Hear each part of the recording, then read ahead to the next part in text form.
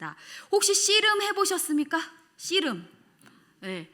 남자분들은 그래도 간혹 뭐 이렇게 체육 활동 이런 거 할 때 씨름을 해보신 분들이 체육대회나 뭐 이런 거에서 많이 있겠지만, 여자분들은 씨름을 해볼 그런 기회가 그렇게 많지는 않잖아요, 그렇죠? 그런데 저는 씨름을 해봤을까요? 네. 그렇죠. 제가 안 해봤으면 말을 안 하겠죠. 네, 제가 해봤으니까 제가 말씀을 드리는데, 제가 씨름을 해봤습니다. 제가 뭐 체구가 크지 않지만 씨름을 해봤습니다. 어떻게 해봤냐면, 제가 이제 어린 시절 이렇게 중고등학교를 같이 다닌 절친 친구가 있었는데, 이 친구가 이제 운동을 굉장히 잘해가지고 체육 교육과를 갔어요. 그래서 이 친구가 굉장히 날씬하고 달리기를 굉장히 잘하는 친구였는데, 이 친구가 어느 날 20살 어느 날 저한테 씨름을 하자고 그러는 거예요. 그래가지고 이렇게 방에다가 이불을 이렇게 두껍게 깔고 그 친구랑 씨름을 했습니다. 제가 그 친구를 이겼을까요? 졌을까요? 예, 제가 그 친구는 저보다 더 호리호리하고 날씬했는데 제가 한 번도 못 이겼습니다. 와, 진짜 얼마나 오랫동안 씨름을 했냐면, 제가 약간 승부욕이 있거든요. 저도 그 친구는 운동선수에 가깝지만 그래도 저도 누구한테 지지 않을 만큼의 체력과 또 운동을 굉장히 좋아했어요. 잘하고. 그래서 막 오기가 생기는 거죠. 그래서 막 한 1시간, 2시간을 그 친구랑 씨름을 했지만 한 판도 못 이겼다는 그런 흑역사가 있었습니다. 이렇게 씨름하다, 그래서 여기서 씨름은 지금 말씀드린 것처럼 운동을 말하기도 하고, 씨름하다 이런 사전적인 의미는 어떤 대상을 극복하거나 이를 이루기 위하여 온 힘을 쏟고 끈기 있게 달라붙다, 이런 뜻도 있습니다. 그래서 막 씨름한다, 막 내가 어떤 것을 성취하기 위해서 열심히 씨름한다, 이렇게 표현하기도 합니다. 오늘 읽지는 않았지만 창세기 31장 3절과 13절의 말씀을 함께 읽도록 하겠습니다. 여호와께서 야곱에게 이르시되 내 조상의 땅 내 족속에게로 돌아가라. 내가 너와 함께 있으리라 하신지라. 나는 베델의 하나님이라. 내가 거기서 기둥에 기름을 붓고 거기서 내게 서원하였으니 지금 일어나 이곳을 떠나서 내 출생지로 돌아가라 하셨느니라. 네, 아멘. 여호와께서 야곱에게 내 조상의 땅 내 족속에게로 돌아가라. 내가 너와 함께 하겠다. 나는 베델의 하나님이다 라고 이렇게 말씀하셨습니다. 여기서 베델은 야곱이 기둥에 기름을 붓고 주님께 서원했던 곳입니다. 여기에서 집으로 돌아가라 라고 말한 이 의미에는 두 가지가 있습니다. 첫 번째 의미는 말 그대로 자기 집, 고향으로 돌아가라는 것입니다. 두 번째는 베델, 하나님의 집으로 돌아가라는 영적인 의미가 있는 것입니다. 이제 하나님께 온전히 거하는 삶으로 돌아가라는 것입니다. 혹시 지금 예배는 열심히 드리고 있지만, 또 교회에 거하고 있지만, 집사의 직분을 갖고 있지만, 권사의 직분을 갖고 있지만, 장로의 직분을 갖고 있지만, 혹시 멀리 집을 떠난 것처럼 혹시 헤매고 혹시 믿음이 방황하고 있는 그런 상황 가운데 계신 분들 있으십니까? 빨리 돌아오십시오. 예, 집으로 돌아오십시오. 베델로 돌아오셔서 주의 말씀에 귀 기울이고 그 말씀에 순종하는 삶을 사시기를 주님의 이름으로 축복합니다. 아멘. 창세기 32장 1절 2절 제가 읽겠습니다. 야곱이 길을 가는데 하나님의 사자들이 그를 만난지라. 야곱이 그를 볼 때에 이르기를 이는 하나님의 군대라 하고 그 땅 이름을 마하나임이라 하였더라. 네. 이제 야곱이 길을 가다가 하나님의 사자를 만납니다. 야곱이 그들을 볼 때 얼마나 많았는지 그들을 하나님의 군대라고 말하고 또 그 땅 이름을 마하나임, 하나님의 군대라는 의미로 이름을 지은 그 땅을 부릅니다. 그 후 야곱이 형 에서에게 자기보다 먼저 종을 보내 야곱의 근황을 전하라고 합니다. 이렇게 형 에서에게 소식을, 그러니까 그동안 주의 종 야곱이 삼촌 라반의 집에 살았고, 또 남종과 여종 그리고 가축도 많아졌고, 이렇게 형 에서에게 소식을 전하니까 야곱에게 은혜를 베풀어 주시기를 전한 것입니다. 이렇게 이제 종들을 보냈더니 종들이 갔다가 어떻게 했어요? 다시 야곱에게 돌아왔습니다. 돌아온 그 종들이 뭐라고 야곱에게 말하냐면, 에서가 부하 400명을 데리고 오고 있습니다 라고 알립니다. 사실 야곱은 아버지 이삭을 속이고 장자 축복권을 빼앗지 않았어도 하나님께서 뭐라고 말씀하셨습니까? 큰 자가 작은 자를 섬길 것이다 라고 말씀하셨어요. 이 예언의 말씀대로 아마 축복을 받았을 것입니다. 아무리 아버지가 형 에서를 엄청 신임했더라도 묵묵히 기다렸다면 반드시 그날에는 하나님께서 약속해 주신 축복을 받았을 것입니다. 그것을 어떻게 알 수 있을까요? 우리 말씀 한 절을 같이 보겠습니다. 창세기 48장 14절 말씀을 함께 읽겠습니다. 이스라엘이 오른손을 펴서 차남 에브라임의 머리에 얹고 왼손을 펴서 므낫세의 머리에 얹으니 므낫세는 장자라도 팔을 엇바꾸어 얹었더라. 훗날 야곱이 요셉의 아들들 므낫세와 에브라임을 이렇게 축복기도 해주는 그 말씀입니다. 그런데 장남 므낫세에게 왼손으로, 또 차남 에브라임에게 오른손을 얹고 손을 이렇게 엇바꿔서 이렇게 축복 기도를 하려고 합니다. 그러자 요셉이 야곱이 착각한 줄 알고 손을 바꾸어 주면서 장남과 차남을 이렇게 다시 알려줬습니다. 그러나 야곱이 이렇게 말합니다. 나도 안다. 그러면서 다시 손을 엇바꾸어서 왼손을 누구에게요? 큰 아들에게, 오른손을 누구에게요?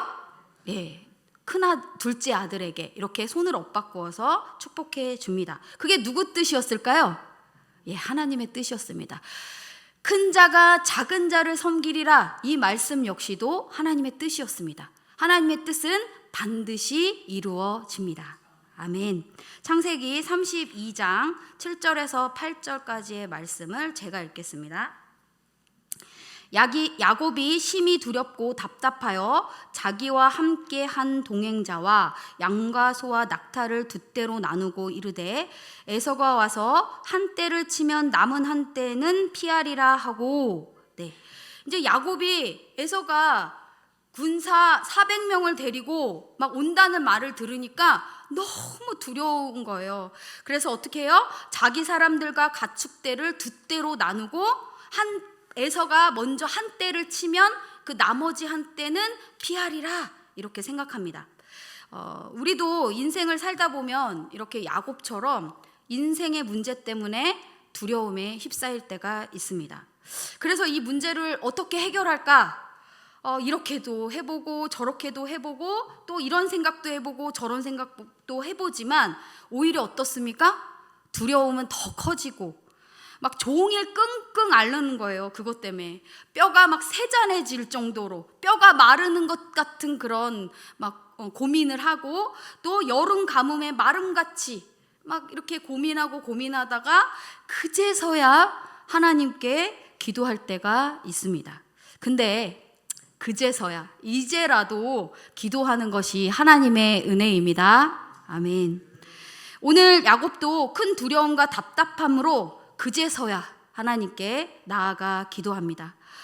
아브라함의 하나님, 이삭의 하나님, 여호와여, 주님께서 저에게 내 고향, 내 족속에게로 돌아가라 은혜를 베풀겠다고 약속하셨습니다. 형 에서의 손에서 나와 가족들을 건져 주십시오. 주께서 반드시 은혜를 베풀어 내 씨로 바다에 셀 수 없는 모래와 같이 많게 하시겠다고 약속하셨습니다. 이렇게 기도합니다. 그가 뭘 붙잡고 기도한 거예요? 하나님의 약속을 가지고 기도한 것입니다. 혹시 이 자리에도 큰 두려움과 답답한 문제 가운데 있는 분들 있으십니까? 그렇다면 오늘 야곱처럼 간절히 하나님께 약속을 붙잡고 기도하시기 바랍니다. 아멘. 그런데 야곱이 이렇게 정말 간절히 하나님께 기도했으면, 하나님의 약속을 붙잡고 기도했으면 이제 믿고 어떻게 해야 됩니까? 기다려야죠. 그런데 이렇게 간절히 기도했음에도 불구하고 에서에게 예물로 가축을 3번이나 나눠서 보내고, 주의 종 야곱이 형님께 드리는 선물이다 이렇게 밝히라고 종들을 보내고, 야곱은 뒤에 오고 있다고 가서 에서에게 전하라고 합니다. 이 모습은 참 이런 이제 우리의 모습이 참 얼마나 야곱과 같은지 모르겠습니다. 네. 하나님께 간절히 기도하고도 믿지 못하고 두려워서 내 방법, 내 방식대로 문제를 해결해 보려고 애를 씁니다. 잠언 21장 14절 제가 읽겠습니다. 은밀한 선물은 노르시게 하고 품 안의 뇌물은 맹렬한 분을 그치게 하느니라. 야곱이 먼저 선물로 형의 감정을 풀고 만나려고 한 건데 꽤 효과가 있었습니다. 어쨌든 야곱은 자기가 가진 것에서 좋은 것들을 형들에게 보낸 거예요. 혹시 받은 선물 중에서 최고의 선물이 무엇입니까? 저는 이제 그러면서 저한테 물어봤는데 뭐 이렇게 최고의 선물이 별로 없더라고요. 그런데 한 가지가 딱 떠올랐어요. 그게 뭐냐면 저희 시아버님이 저희 시어머님한테 한 선물이 딱 떠올랐어요. 그게 뭐였냐면 저희 시아버님이 저희 시어머님한테 차를 한 대 떡 사주시면서 10년치 생일 선물이야 이러면서 주시더라고요. 그래서 굉장히 부러워했던, 나도 받을 수 있을까라는 생각을 했는데 저는 그냥 제 카드로 제가 할부로 차를 샀습니다. 네, 이렇게 최고의 선물을 받아보신 경험이 있으신가요? 성도들에게 이 최고의 선물은 무엇입니까? 네, 예수님입니다. 아멘. 예수님의 십자가입니다. 아멘. 우리는 예수님의 십자가 사건으로 구원받았습니다. 이 사순절 기간, 사순절의 의미를 깊이 묵상하고 감사하며 예수님의 고난에 동참하는 기간이 되시기를 바랍니다. 아멘. 어쨌든 우리가 어떤 인생의 문제를 만나면 내 방법, 내 방식으로도 어때요? 문제가 해결되기도 합니다. 지금 야곱이 선물 공세를 해서 그 뇌물을 막 바쳐서 형의 마음을 누그러뜨렸던 것처럼 우리의 방식으로도 문제가 해결이 돼요, 간혹. 그런데 하나님께서 우리에게 정말 바라시는 것은 인생의 문제 가운데 하나님을 전적으로 의지하고 하나님의 인도하심을 받아 믿음으로 순종하기를 원하십니다. 아멘.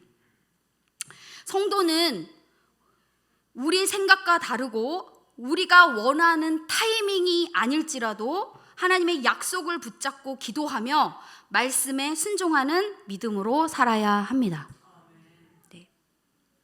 누가복음 16장 13절 함께 읽겠습니다.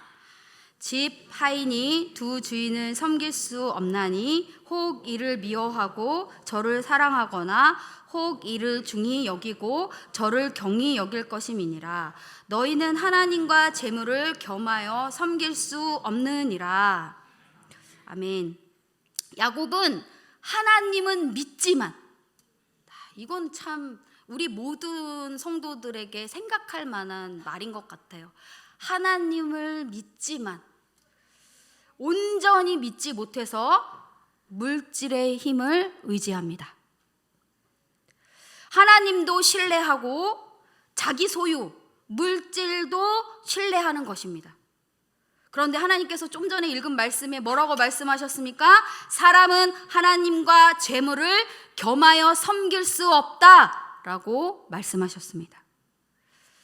우리 인생 가운데 원하지 않지만 이런 어려움이 옵니다. 힘든 일이 생깁니다. 그러므로 인해서 어떻습니까? 막 죽을 것 같은 거예요. 두려움이 몰려오는 거예요. 그럴 때 어떻게 해야 됩니까? 주님을 전적으로 신뢰하고 기도하시기 바랍니다. 아멘. 전에 교회에서, 예전에 이제 사역하던 교회에서 사업을 하다가 잘 안 돼가지고 이렇게 어려움을 당한 한 집사님이 있으셨습니다. 그 집사님이 저에게 찾아오셨어요. 그래서 집사님이 이렇게 상황을 얘기하고는 이제 사업을 하다가 빚진 돈을 갚기 위해서 돈을 벌러 멀리 가야 해서 이제 교회도 못 나오고 신앙생활도 못할 것 같습니다. 뭐 하늘이 무너지는 것 같더라고요. 그런 얘기를 하시는데, 아니 뭐 돈을 벌러 가실 수 있잖아요. 그리고 멀리 가셔도 그곳에도 교회가 있잖아요. 그럼 그곳에서 신앙생활을 하면 되는데 이분이 아예 마음을 굳게 먹은 거예요. 나는 이제 쉬는 날도 없이 일해서 돈을 벌어서 이제 더 이상 신앙생활을 할 수 없다, 이렇게 얘기를 하는 겁니다. 그래서 그런 집사님에게 하나님을 신뢰하고 함께 기도하자고 하면서 그때 하나님이 탁 마음에 주신 말씀이 뭐였냐면 오늘 본문의 말씀이었어요. 그래서 이 야곱의 말씀을 이렇게 들려주었습니다. 그런데 또 이 말씀을 전하면서 제 마음에 어떤 마음이 드냐면, 목사가 하는 너무 뻔한 얘기로 듣지 않기를 간절히 기도하는 마음으로 말씀을 나눴습니다. 그런데 기대했던 거와는 달리 그 집사님의 얼굴은 더 어두워지고 눈동자까지 흔들렸습니다. 그래도 다시 한번 하나님께 나아가 매달려 하나님께 왜 나한테 이런 일이 생겼습니까? 묻고 또 해결해 달라고, 너무 힘들어요, 도와주세요 라고 이렇게 함께 기도하자고 이렇게 강권하고 또 그 집사님의 손을 꼭 잡고 그 자리에서 간절히 기도해 주었습니다. 그러나 그 집사님은 자신이 계획한 대로 멀리 돈을 벌러 떠났고 교회에서는 저는 더 보지 못했습니다. 그분을. 이렇게 인생 가운데 오는 우리한테 오는 고난의 이유는 여러 가지들이 있어요. 내가 잘못해서 고난이 오기도 합니다. 또 내가 잘못하지는 않았는데 다른 사람 때문에 고난이 오기도 합니다. 또 세 번째는 뭘까요? 하나님께서 우리의 믿음을 보시기 위해서 어떤 일을 보게 하시는 경우들이, 겪게 하시는 경우들이 있습니다. 뭐 어쨌든 우리 인생 가운데 여러 가지 이유로 고난을 겪을 때 굉장히 두렵고 굉장히 마음이 답답합니다. 너무너무 힘듭니다. 이런 두렵고 답답한 인생의 문제가 왔을 때 지금 이 말씀을 통하여서 하나님께서 우리에게 뭐라고 말씀하시는 것입니까? 주님을 전적으로 신뢰하고 기도하라고 말씀하시는 것입니다. 아멘. 야곱은 예물을 앞서 보내고 그 다음에 또 뭐를 보냅니까? 그의 가족과 소유를 다 약복강 건너편으로 이렇게 건너 보냅니다. 그리고 야곱이 홀로 남아 있는데 어떤 사람이 찾아와서 그 사람하고 날이 새도록 어떻게 했습니까? 오늘 씨름을 하게 됩니다. 그랬더니 그 어떤 사람이 야곱을 이기지 못함을 보고 야곱의 허벅지 관절, 허벅지 관절을 다른 말로 하면 뭡니까? 환도뼈. 그 환도뼈를 칩니다. 그래서 여기에서 환도뼈를 쳤다, 이렇게 우리말 성경에는 그렇게 번역이 되어져 있습니다. 근데 원어의 뜻은 사실은 만지다, 이런 뜻이에요. 그러니까 하나님의 능력이 너무 놀라우시니까 하나님께서 살짝 이렇게 만지시기만 했는데도 어떻게 해요? 환도뼈가 어긋나서 다리를 절게 된 거예요. 이 환도뼈가 어긋났다는 것은 사실은 이렇게 진짜 육체의 어떤 그런 부분이 다쳤다라는 그런 의미도 되지만, 야곱의 고집, 야곱의 생각, 야곱의 물질, 야곱이 자기 힘이라고 믿는 것들, 그 모든 것들이 부러졌다는 겁니다. 하나님께서는 이 시간 우리에게 말씀해 주시는 거예요. 부러뜨려라. 스스로 부러뜨려라. 스스로 나의 고집, 나의 생각, 내가 힘이라고 믿고 의지하는 것들을 주님 발 앞에 나와 내려놓고 기도하기를 원하시는 것입니다. 날이 밝아오자 그 어떤 사람이 야 이제 나 좀 가게 해줘 이렇게 말하는 거예요. 그러자 야곱이 당신이 나를 축복하지 않으면 못 갑니다 하면서 포기하지 않고 물러서지 않습니다. 사실은 야곱이 이겼습니까? 야곱이 졌습니까? 이기지 못했어요. 그랬는데 그가 이긴 부분이 있어요. 그게 뭘까요? 포기하지 않은 거. 자기가 포기하지 않아요. 이미 힘으로도 안 되는 걸 이미 알고 있어요. 지금 자기 다리는 다쳐서 너무 아파요. 통증으로. 그런데 어떻게 합니까? 그 사람을 놓지 않아요. 그러면서 이렇게 말하는 거죠. 나를 축복하지 않으면 절대 못 갑니다. 그러자 그가 내 이름이 뭐냐고 묻습니다. 그러자 야곱이라고 대답합니다. 28절 말씀을 함께 읽겠습니다. 그가 이르되 내 이름을 다시는 야곱이라 부를 것이 아니요 이스라엘이라 부를 것이니 이는 내가 하나님과 및 사람들과 겨루어 이겼음이니라. 네, 야곱의 이름의 뜻이 무엇입니까? 너무 잘 알고 계시죠?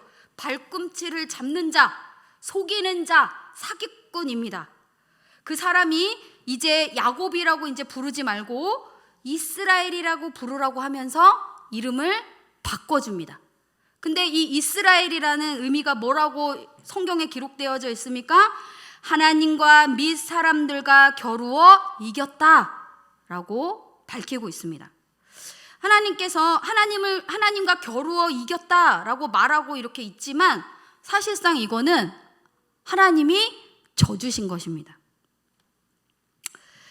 예수님의 십자가는 바로 우리에게 져주시는 하나님의 사랑입니다. 아멘. 그 사랑에 반응하는 정말로 사순절 기간을 되시기를 주님의 이름으로 축복합니다. 아멘. 그리고 또 붙여서 하나님하고만 이겼다라고 말하지 않고 사람들과 겨루어 이겼다 이렇게 기록되어져 있어요. 그런데 이 뜻은 무엇이냐?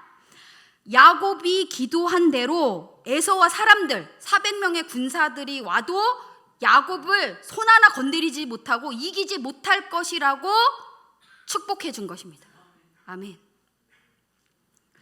야곱이 후에 그 사람이 하나님이신 것을 알고 그곳 이름을 브니엘, 하나님의 얼굴 라고 부르고 또 하나님과 대면하여 보았지만 내 생명이 보존되었다라고 말합니다. 다 포기하지 말고 하나님께서 응답하실 때까지 야곱처럼 기도하시기 바랍니다. 네. 삶에 문제가 있다면 다른 데 가서 얘기하시지 마시고 사람을 의지하지 마시고 내 생각, 내 방법을 의지하지 마시고 주님께 나아가 매달리시기 바랍니다. 주께서 반드시 응답하십니다. 아멘.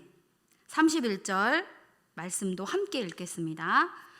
그가 브니엘을 지날 때에 해가 돋았고 그의 허벅지로 말미암아 절었더라. 이제 야곱이 이제 그 브니엘을 이렇게 지나는데 이제 밤새도록 씨름하고 났는데 이렇게 해가 떠오르는 거예요. 그런데 이 해는 그동안의 해와는 전혀 다릅니다. 왜요? 야곱이 주 안에서 이스라엘로 새롭게 태어났기 때문입니다. 그러면 이렇게 새롭게 주님 안에서 태어났으면 이쯤 되면 하나님께서 어긋난 그 허벅지 관절, 그 환도뼈도 깨끗하게 고쳐주시고 그래야 되는데 어떻습니까? 야곱이 평생 다리를 절었더라 라고 기록하고 있습니다. 창세기 33장 3절부터 4절까지의 말씀을 제가 읽겠습니다.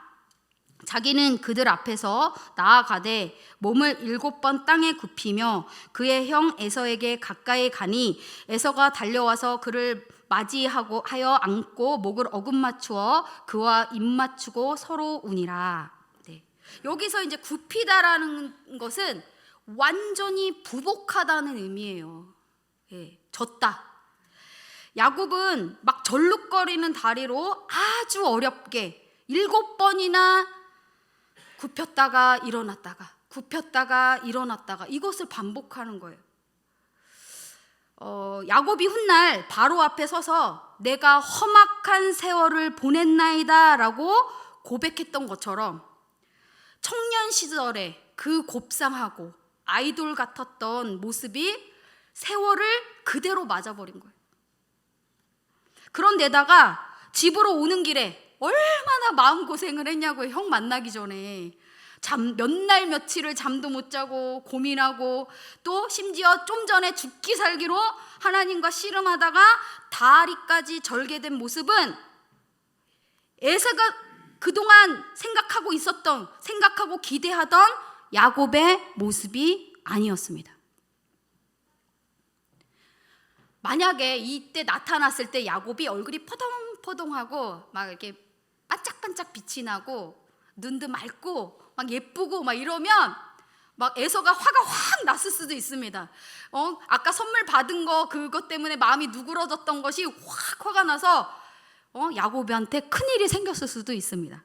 그런데 보니까 에서의 눈에 야곱의 모습은 불쌍하기 그지가 없는 거예요.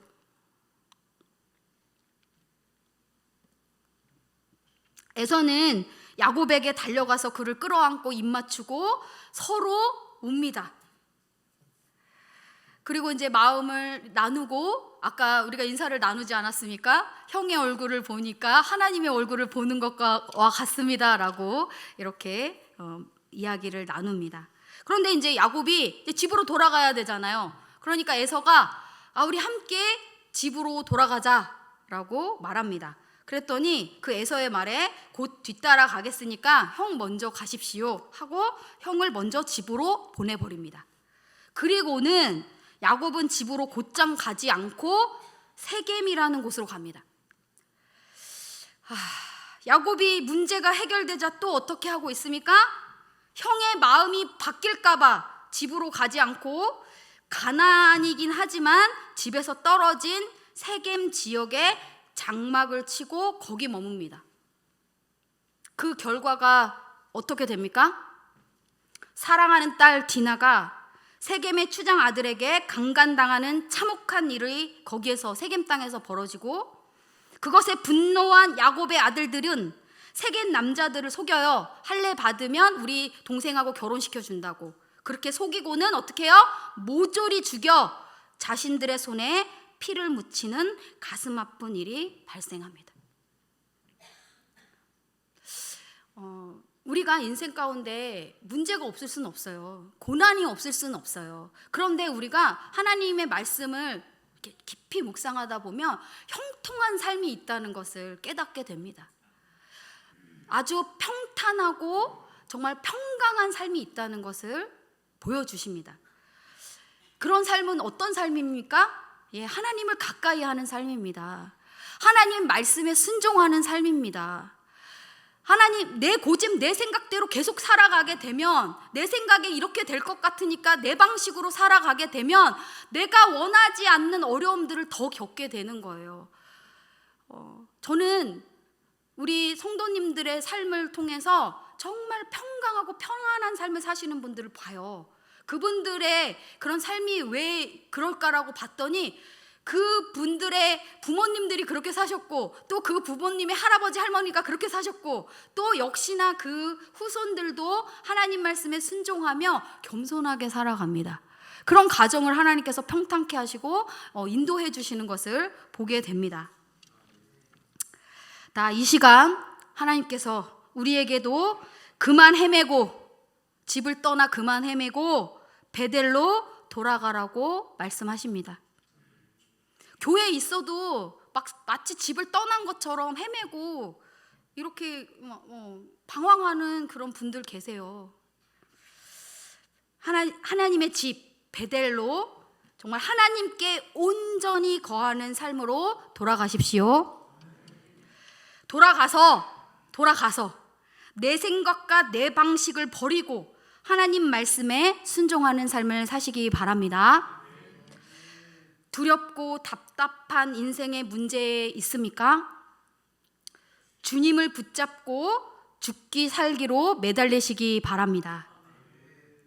응답하시는 주님을 전적으로 신뢰하고 포기하지 말고 기도하십시오. 하나님께서 반드시 응답하십니다. 아멘. 기도하겠습니다.